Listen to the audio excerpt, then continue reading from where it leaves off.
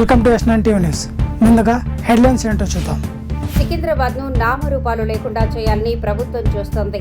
Talasani Srinivas Yadav. Ganja state senate లో ప్రసంగించిన doctor KA Paul. Sampath 75 అక్రమాలపై విచారణ జరిపే దమ్ముందా? సీఎం రేవంత్ రెడ్డికి కృషాంక్ సవాల్. బాలాపూర్ బడంగ్పేట్ సర్కిల్ మల్లాపూర్ గ్రామ పరిధిలో రాత్రి వేళల్లో జరుగుతున్న అక్రమ గోవుల రవాణా వధ. కోమటిరెడ్డి వెంకటరెడ్డి శ్రీరామచంద్రుడు లాంటివాడు.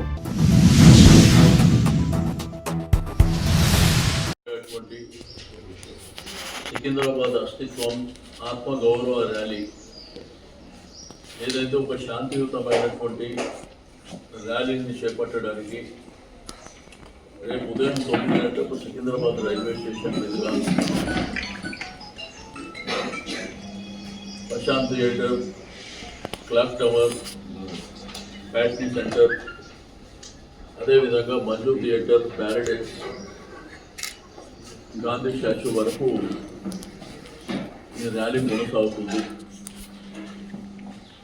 అయితే సికింద్రాబాద్ అస్తిత్వం, సికింద్రాబాద్ ఆత్మ గౌరవానికి సంబంధించినటువంటి అంశంలో సికింద్రాబాద్ కంటోన్మెంట్, సికింద్రాబాద్ పరిసర ప్రాంతాల్లో ఉన్నటువంటి ప్రతి ఒక్కరికి రిక్వెస్ట్ చేసేది, ఇంటికి ఒకరు రండి. ఇది మన యొక్క అస్తిత్వం, మన ఆత్మ గౌరవం. అందరూ కూడా భాగస్వామ్యం కావాల్సినటువంటి అవసరం ఉన్నది. నేను ప్రధానమైనటువంటి రాజకీయ పార్టీలు కానీ, స్వచ్ఛంద సంస్థలు కానీ అందరూ కూడా ఇన్వైట్ చేస్తాం. ఇది మన ప్రాంతం 220 సంవత్సరాల సుదీర్ఘమైనటువంటి చరిత్ర ఉన్నటువంటి ప్రాంతం. మీకు సికింద్రాబాద్ రైల్వే స్టేషన్ కావచ్చు, గాంధీ కావచ్చు, బొల్లారం కావచ్చు, అదేవిధంగా రాష్ట్రపతి విడిది కావచ్చు, కంటోన్మెంట్ కావచ్చు, ఉస్మానియా యూనివర్సిటీ ఆర్ట్స్ కాలేజ్ కానీ, మహబూబ్ కాలేజ్ కానీ, అంటే విద్యారంగ సంస్థలు. రెండోది దీనికి ఒక ప్రధానమైనటువంటి చరిత్ర ఉంది, లష్కర్ పోరాటం.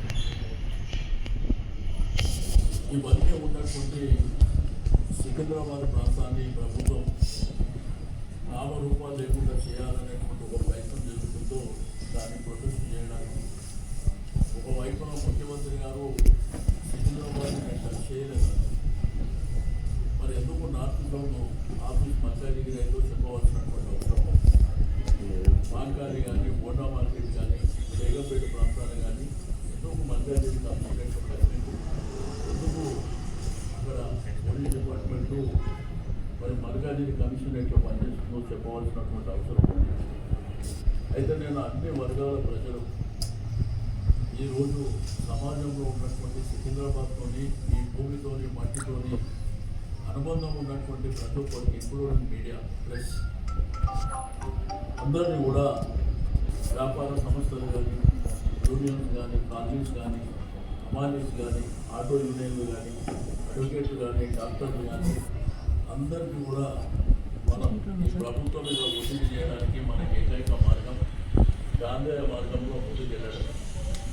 దీనికి ముఖ్య అతిథిగా KTR గారు, మరి అదేవిధంగా గౌరవ శాసనసభ్యులు, శాసన మండలి సభ్యులు వీళ్ళందరూ సంఘీభావంగా రేపు వస్తూ ఉన్నారు.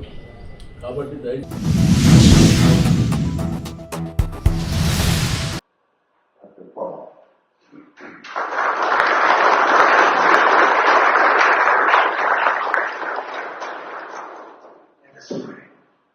Our heavenly gracious Father, I come before you for these wonderful men and women of faith. Called them, chosen them, anointed them, appointed them for such a time as this to serve the not only people of Kansas and their families, but Lord, to lead the nation and the nations of the world. Because Lord, you have called this great country. I've been here for 38 years. And help humanity beyond any other's imagination. Promoted peace. Rescued millions. Cared for the poor and needy. Lord, I pray in the days to come that you would give them more wisdom than ever before, wisdom of Solomon, to serve their people, but also to lead this nation and the nations of the world. Lord, it is my prayer, along with them, the world's largest democracy, India, world's second largest democracy, the United States of America, my adopted nation, will work together to face the threats of other nations, but to bring the 200 countries together. Because you said, I give you my peace.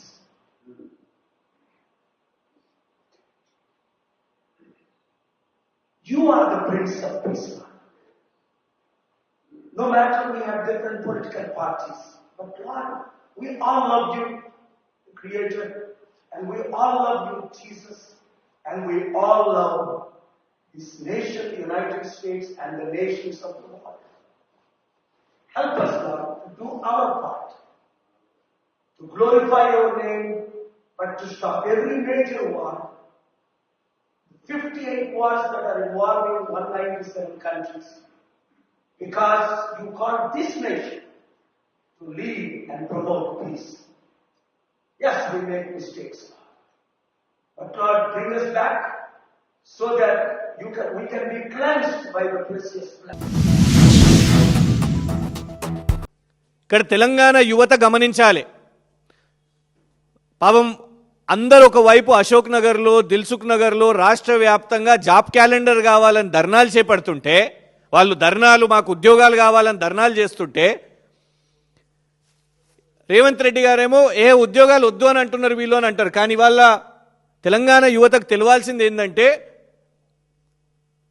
Sampath Kumar గారు లాంటి వాళ్ళు ఏం చేస్తున్నారు అని అంటే, contract ఉద్యోగాలు ఎక్కడికక్కడ భర్తీ అవుతున్నాయో వాటి విషయం మీద రిక్రూట్మెంట్ అయితే వెబ్సైట్లో వస్తలేదు, లేదు ఆ ప్రభుత్వ కార్యాలయాల్లో పెడతలేరు.